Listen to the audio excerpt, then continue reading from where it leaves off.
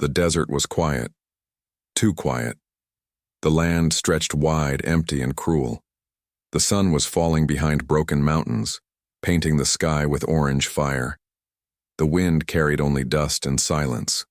No birds, no voices, no life.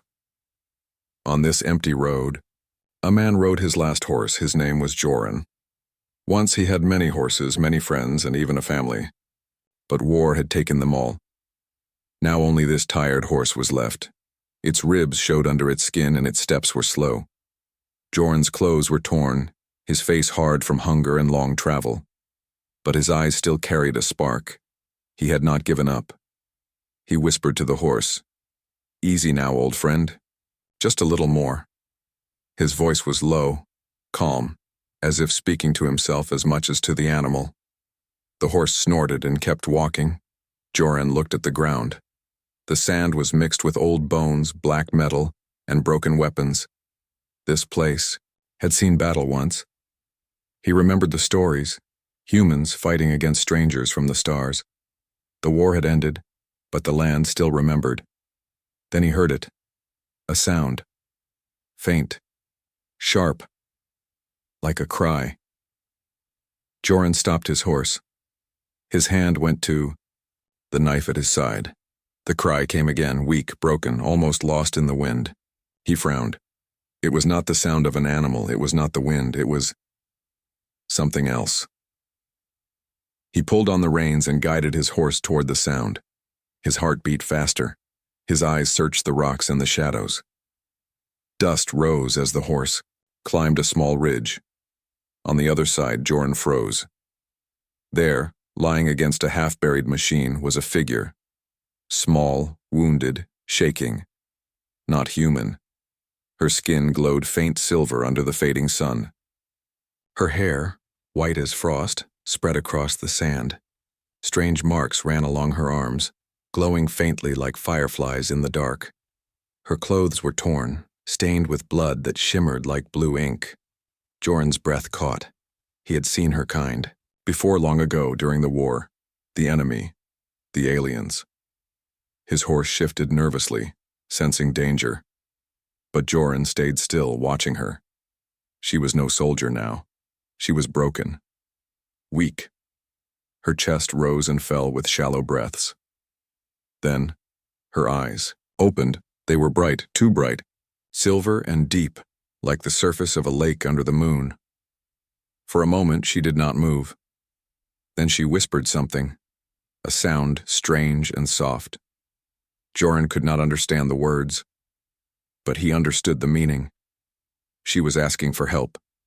He gripped the reins tighter. His horse was his last hope. Without it, he was nothing. If he gave it away, he would be lost. But the girl, she was dying. His mind battled with his heart. Logic said, "Leave her. Save yourself." But his heart said, "She is just a child, wounded and alone." The alien girl tried to move. She failed and collapsed again. Joran could see her pain, could hear her ragged breathing. She looked up at him once more, her silver eyes full of something he did not expect. Not hate, not anger, but trust. That trust burned into him. He had not seen trust in years, not from humans, not from anyone. Slowly, Joran slid down from his horse. He stepped closer, his boots crunching on the sand. His knife stayed at his side, but his hand no longer gripped it. He crouched near her. "You won't survive out here," he muttered, not sure if she understood. "Neither will I, if I do this." She blinked at him. Weak, silent, waiting. Joran sighed. Damn it all. With careful hands, he lifted her, light as air, though her strange skin felt both cold and warm at the same time. His horse shifted, uneasy, but Joran steadied it. He placed the alien girl gently across its back. She groaned but did not resist. "There," he said softly. "One last ride, old friend. Carry her, not me." For the first time, Joran let go of the reins. The horse belonged to her now. He had given away his last hope. The sun dipped lower, shadows stretching across the land. Joran walked beside the horse step by step, guiding it forward. His eyes scanned the horizon. Somewhere in the silence, danger was waiting. He could feel it. But for now, he had made his choice. And choices had consequences. The night came quickly. The desert turned cold as the sun sank behind the broken hills. Stars burned above, sharp and endless, watching without mercy. Joran walked beside the horse, his boots sinking into soft sand. The alien girl lay across the animal's back, too weak to sit upright. Every so often a small sound escaped her lips, a whisper, a groan, but nothing more. Joran's chest was heavy. He had done the unthinkable. His horse was not his anymore. Without it, his chance to reach the settlements was gone. Without it, he was a dead man walking. Yet here he was, guiding the beast forward, making sure the girl did not fall. He muttered under his breath, "You fooled, Joran, you're digging your own grave." The horse shook its head as if it agreed. He remembered the faces of his old friends, the ones who had told him long ago, never trust them. Never. The aliens had brought war. They had burned villages, taken lives, left scars on the land that would never heal. And yet here he was, protecting one of them. A wounded child perhaps, but still one of them. Joran stopped for a moment. His eyes searched the darkness. The desert was wide, but wide did not mean empty. He had traveled too long to believe that silence was safe. Something always lived in silence. Something always watched. The girl stirred. Her eyes opened again, glowing faint silver even in the dark. Her voice cracked, soft and broken. She said a word. At least Joran thought it was a word. It sounded like sisters. He froze. His hand went to his knife. Sisters? Were there more of her kind nearby? Were they looking for her? Were they hunting him? He leaned close. What do you mean? Who are your sisters? She coughed, blue light flashing faintly in her blood. Her lips trembled, but no answer came. Her strength was gone again. Joran cursed under his breath. He had traded his life for a mystery. They walked on. Hours passed. The moon rose, pale and sharp above the dunes. Joran's throat was dry, his stomach hollow. Hunger gnawed at him, but he ignored it. Survival had always been cruel. It would be cruel again tonight. At last, he found a broken ruin half buried in sand. Metal beams stuck out like bones, and walls of cracked stone offered some shelter from the wind. He led the horse inside, tied it to a post that barely stood, and lowered the girl gently to the ground. She groaned, but did not resist. Her breathing was shallow. Joran sat down beside her, leaning against the wall. His knife rested across his knees. His eyes scanned the shadows, listening. Every sound mattered. He looked at the girl again. Her skin glowed softly now, as if fire lived under. Its strange lines, patterns he had not noticed before, ran across her arms and neck. They pulsed faintly, like veins carrying light instead of blood. It was beautiful. Terrifying, too. He shook his head. Why you, girl? Why not someone else? Why did I have to find you? The girl's lips moved. Barely a whisper, but he caught the sound. Horse. Joran's chest tightened. She had noticed. Even half dead, she knew what he had given her. He said nothing. What could he say? That he had made a mistake? That he hated himself for caring? He stared at the sand, at his calloused hands. Then suddenly the horse neighed, sharp, afraid. Joran shot to his feet, knife in hand. His eyes searched the ruin. The wind carried a new sound. Soft. Careful. Like steps on stone. His heart pounded. He crouched low, moving slowly around the ruined wall. The shadows shifted. Something was out there, watching, waiting. Then he saw them. Shapes in the dark. Not human. Thin, tall, with glowing red eyes. Their movements were slow but certain, like predators closing on prey. Hunters. Joran's mouth went dry. They were not here for him. They were here for her. The girl. The wounded alien. He tightened his grip on the knife. His mind screamed, "Run! Leave her! Save yourself!" But his heart refused. He had given his horse. He had made his choice. To turn back now would mean nothing. He stepped into the open. His voice was steady, though his blood boiled with fear. "Come, on then. If you want her, you'll have to go through me." The hunters hissed low and hungry. Their red eyes locked on him. One stepped forward, slow and cruel. Behind him, the girl stirred again. Her silver eyes opened wide. And then, just for a heartbeat, her body glowed brighter. The lines across her skin burned with sudden light, casting sharp shadows against the ruined walls. The hunters froze. Joran glanced back, startled. The girl's face twisted in pain, but the glow grew stronger. She raised a trembling hand toward him, and the night changed. The air trembled as if power was waking. A faint hum shook the ground. The hunters hissed louder, stepping back now, uncertain. Joran stood between them and her, his knife ready.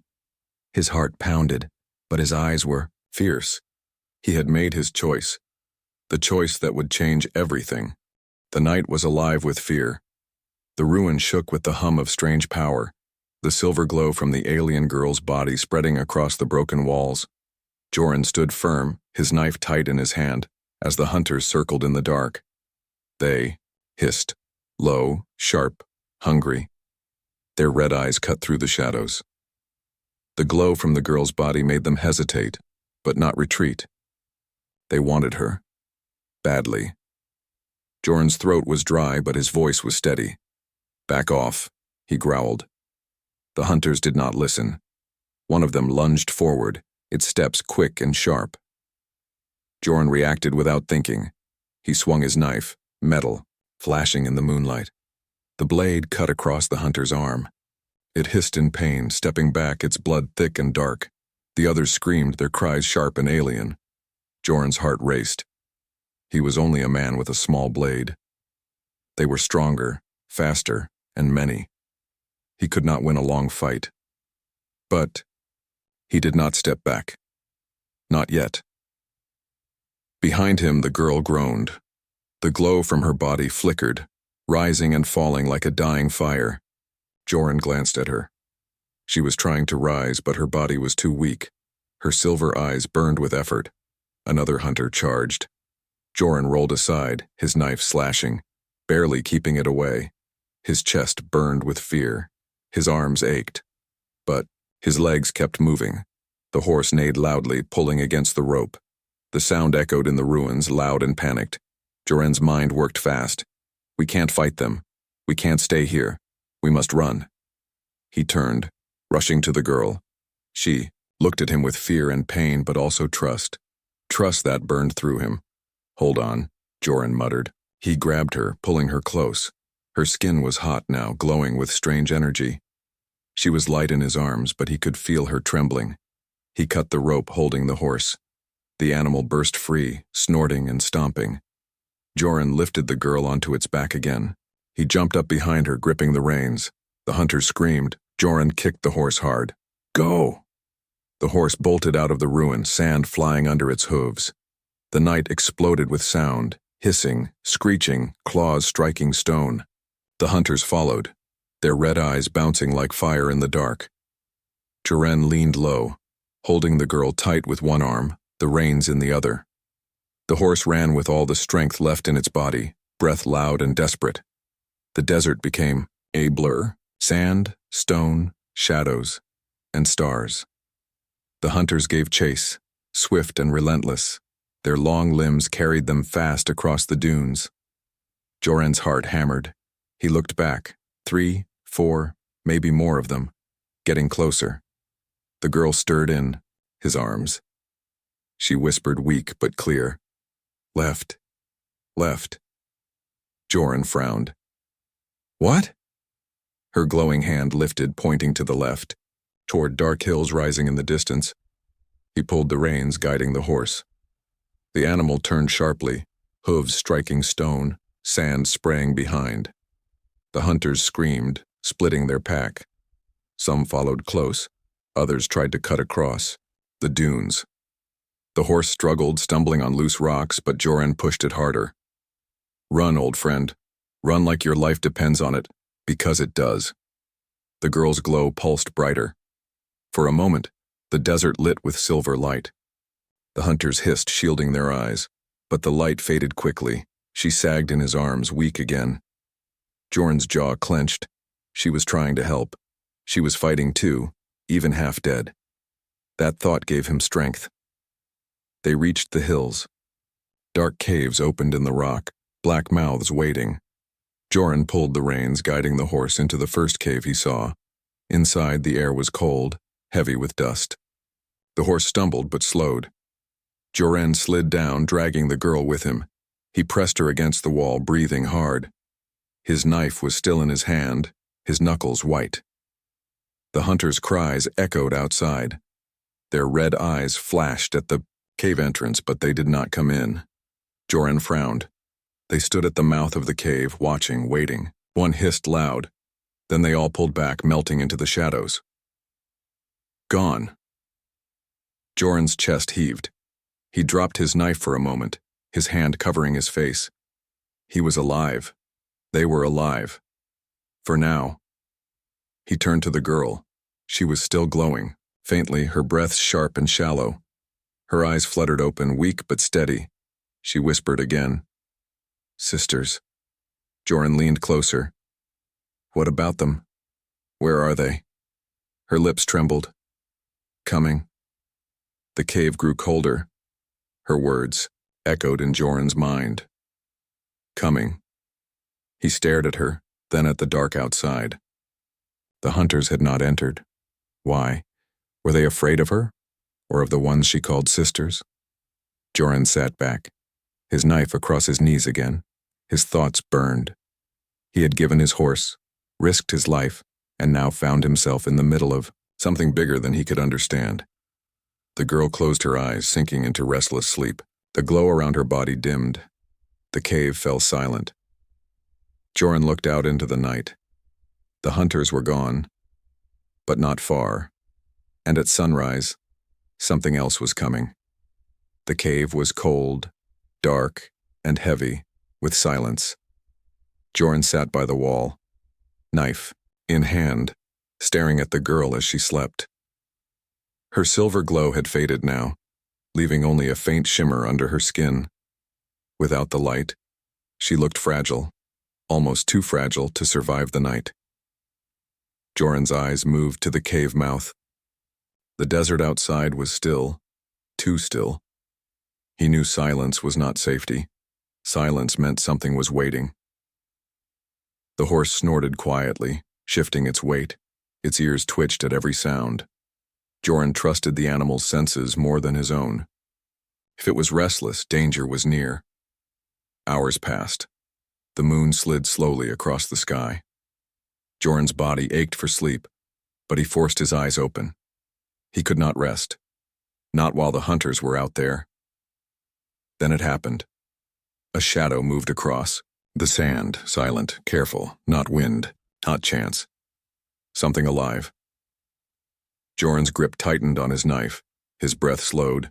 His eyes locked on the darkness outside. The girl stirred. Her eyes opened, glowing faintly once more. She whispered, "They follow." Joran glanced at her. I know, the hunters were patient. Too patient. They did not storm the cave. They did not attack. They waited, watching, like wolves circling prey, waiting for weakness. Joran's mind raced. They couldn't stay here. When the sun rose, the desert would burn. The horse could not carry them far without water, and the hunters would still be there, step by step, waiting to strike. He leaned close to the girl. "Can you walk?" She shook her head, her hair falling like silver threads across her face. Her voice was soft. Not far. Not yet. Joran cursed under his breath. He could fight men, but not shadows. Not these creatures. He had seen enough to know, if they caught him in the open, it would end quickly. The girl's hand moved, trembling. She touched his arm. A faint spark of warmth passed from her skin to his. Her eyes glowed brighter for a heartbeat. Joran froze. "What did you do?" she whispered. "Strength. For you." Before he could ask, a sound cut through the night. A sharp hiss. Close. Too close. Joran turned. The cave mouth was no longer empty. Red eyes glowed in the dark. One hunter crawled low on the sand, its long arms pulling it closer.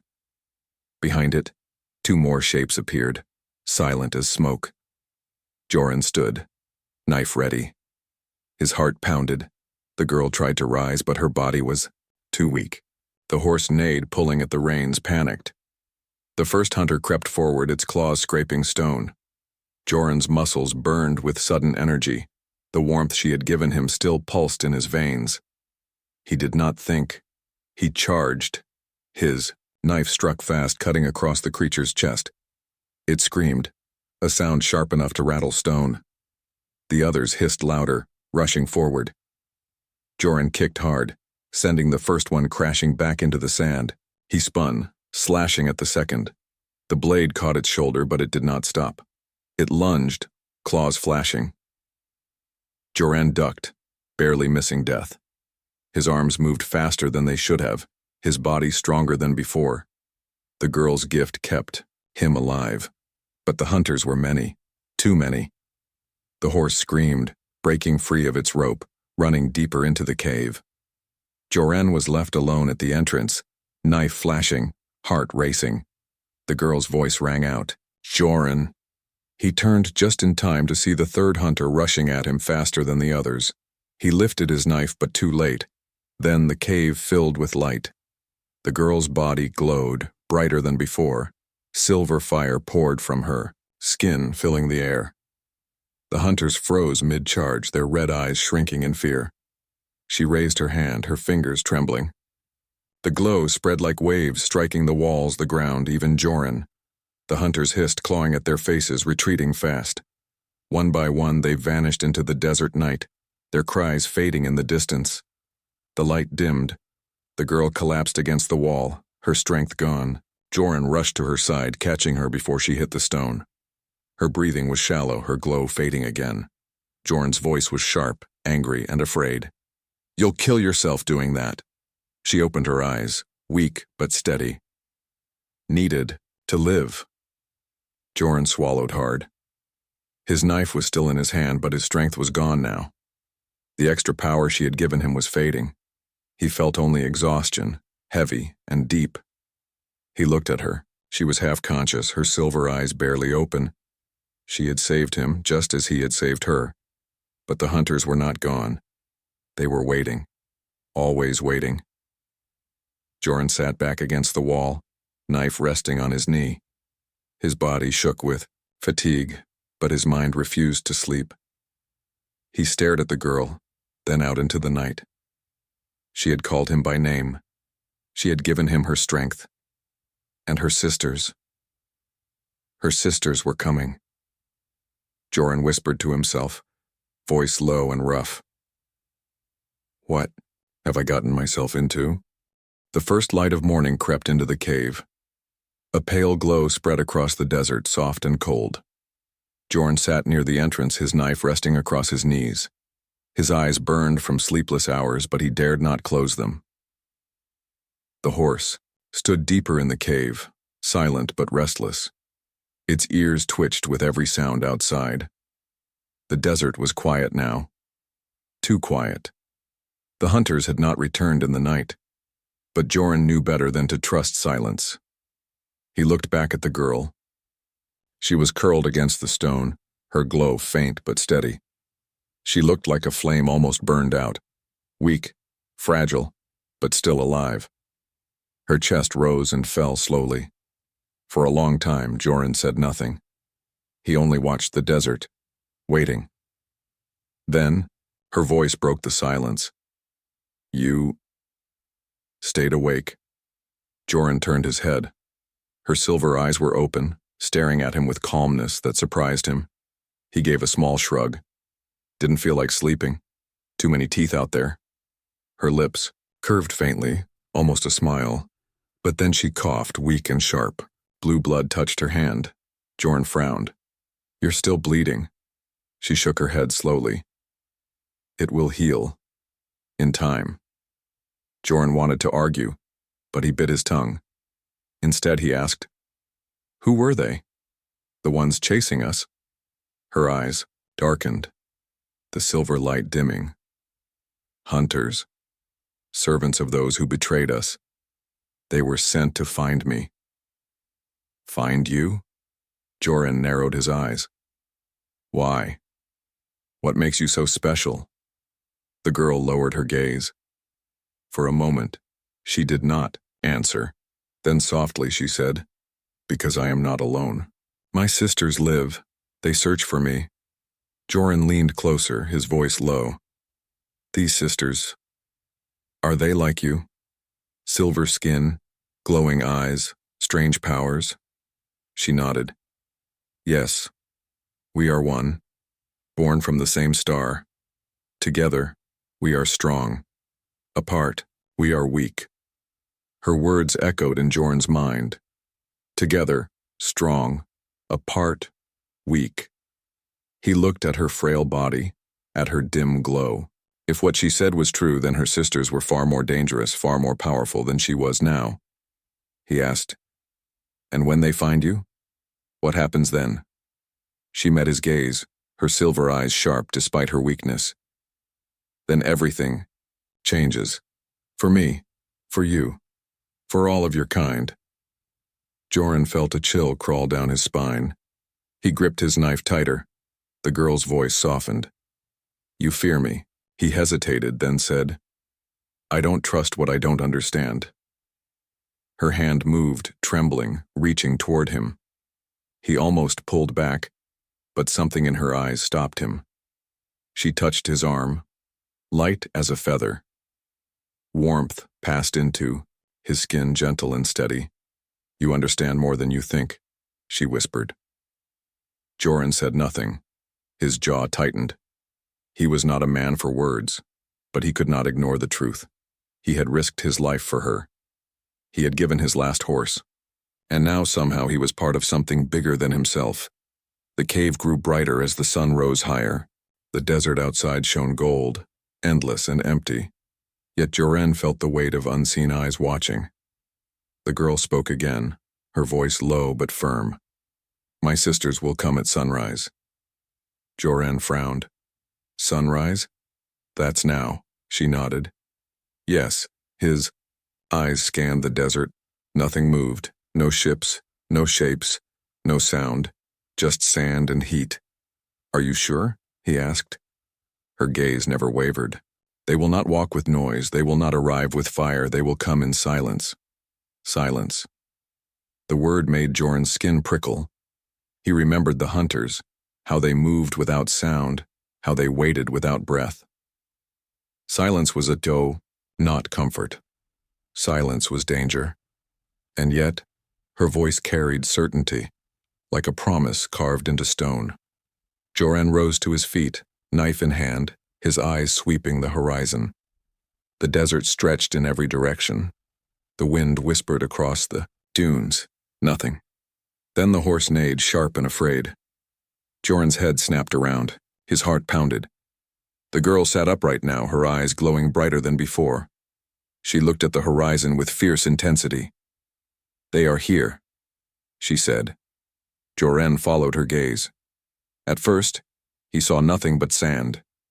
Then, slowly, shapes began to rise from the horizon. Tall, thin, moving without sound. His breath caught. Figures, many of them. Their silver bodies shimmered under the sun, their steps silent on the sand. They walked in perfect unity, like shadows born from the same light, the girl whispered, her voice trembling with relief. My sisters. Joran stood frozen. The hunters had feared them. The desert seemed to bow before them. And here they came, silent as dawn, unstoppable as the rising sun. The girl leaned back against the wall, her strength fading again. But her eyes never left the figures. We are one. We are whole again. Joran's grip on his knife tightened. His chest was heavy. Relief for her, yes, but fear for himself. Because whatever her sisters were, they were not human, and humans had never been friends with creatures like this. The first sister stepped closer, her silver eyes locking on Joran. She did not speak. She only raised her hand, her gaze sharp and unreadable. Joran's heart pounded. He had no horse now, no plan, no way out, and sunrise had brought no peace, only silence. The arrival. The desert stood still, as if holding its breath. Joran's eyes narrowed against the morning sun. Across the dunes, the silver figures kept coming, tall, silent, and countless. Their steps left no sound, their shadows stretched long and thin over the sand. The girl leaned weakly against the cave wall, but her glowing eyes were alive again. "My sisters," she whispered, a mixture of relief and reverence. Joran's hand gripped his knife tighter. His horse pulled nervously at the reins, its body trembling with fear. The animal knew. These were not ordinary beings. The first of the sisters reached the base of the hill. She was taller than Joran, her body shimmering with faint silver light. Her skin bore the same glowing lines as the wounded girl, but stronger, brighter, alive, with power. Her long hair flowed like liquid moonlight. She stopped, staring up at the cave, her gaze locked on Joran, not with anger, but with something deeper, something unreadable. Joran stood rigid, sweat dripping down his back. His voice was low, harsh. "If you've come for her, take her. Just leave me breathing." The girl's weak hand reached out, touching his arm. "No," she whispered. "They come for both of us." Her words struck him harder than any blade. He shook his head. "I don't want to be part of this." But destiny rarely listened. The tall sister raised her hand. Behind her, more figures appeared. Dozens, maybe hundreds. They stood in perfect silence, their silver eyes fixed on the cave. No one spoke. No one moved. The silence pressed heavy on Joran's chest. He had seen armies before, but nothing like this. An army without sound. An army that felt more like a storm than people. Then at last the first sister stepped forward. She climbed the hill slowly, each step measured, graceful, unstoppable. Joran lifted his knife, though he knew it meant nothing. When she reached the mouth of the cave, she stopped again. Her eyes flicked from the girl to Joran. Then she spoke, not with words, but with a voice that echoed inside his head. "You gave what was yours. You carried what was not your burden. Why?" Joran's jaw tightened. His voice was rough. "Because she would have died. And I couldn't watch that happen. Not again." The sister studied him. Her silver eyes glowed brighter. Behind her, the others stood perfectly still, as if waiting for her judgment. The girl's voice trembled as she whispered, "He saved me. He gave his last horse. He gave hope." A murmur passed through the sisters, though no sound came from their mouths. Their glow pulsed, rising and falling in rhythm. Joran felt the air thrum, like the desert itself was alive. The tall sister stepped closer. Joran did not move.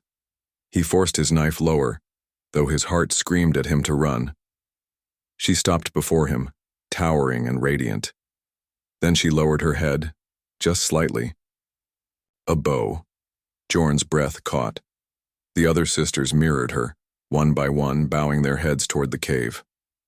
The sight was unreal, like watching the stars themselves bend. The tall sister spoke again in his mind.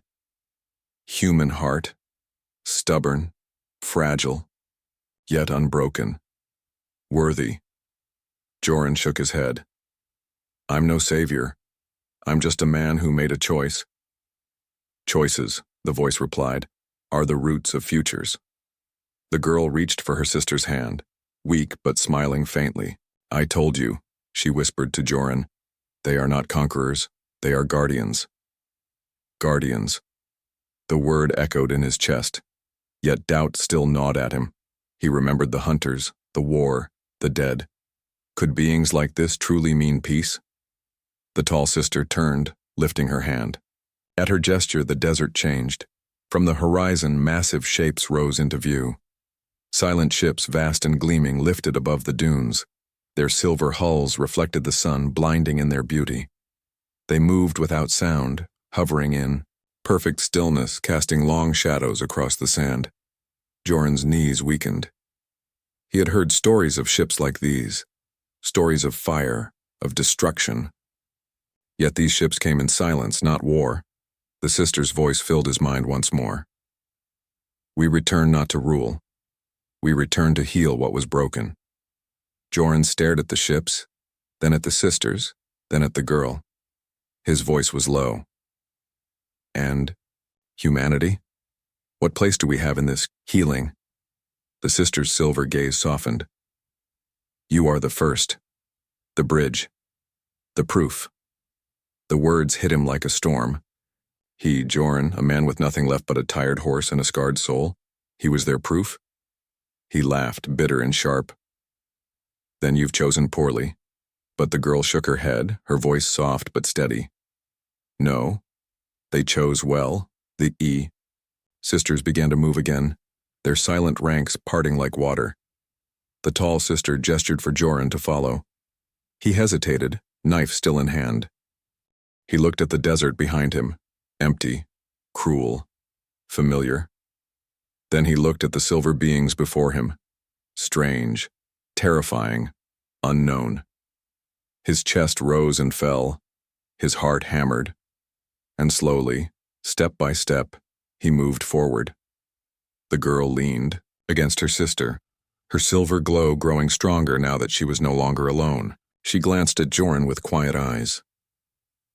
This is not the end, she whispered. This is the beginning. Joran swallowed hard, stepping into the line of silent giants. For the first time, he felt the weight of something greater than survival. And the desert wind carried only silence, the gift of trust. The desert glowed beneath the rising sun. Ships hung above the dunes, vast and silent, silver light flowing across their hulls. On the ground, the sisters stood in perfect stillness, their eyes fixed on Joran. He walked among them slowly, every step heavy. His knife was still at his side, though it felt useless now. These beings could have ended him in a breath, yet none had raised a hand. They only watched, waiting. The wounded girl leaned against her tallest sister, her strength returning with every moment. She glanced at Joran, her eyes soft. Do not fear, she whispered. You are safe. But Joran was not sure. His chest was tight, his thoughts restless. Safe was not a word he trusted easily. He had seen too much of war, of betrayal. Humans had died when these beings first came. Whole villages had burned. He could not forget. The tall sister stepped forward, her silver glow brighter in the morning light. She raised her hand, and the air hummed softly. Her voice echoed inside his. Mind once more, you doubt us. Joran's jaw tightened. I've seen what your kind can do. Not all who came were ours, the voice replied. We came in peace. Others twisted it into war. We were betrayed as you were. The word struck him hard. He wanted to reject them, to call them lies. But when he looked at the girl, the one he had carried, the one who had trusted him, he saw no lie in her silver eyes, only truth. Joran's voice was low. And what do you want now? Why return? The sister's gaze was steady. To heal, to restore what was broken, to stand beside you, not above you. Her words echoed in his chest. Still, doubt clawed at him. And if humans refuse? The sister's voice was calm, unshaken. Then we wait. Trust cannot be forced, it must be given. Silence fell again.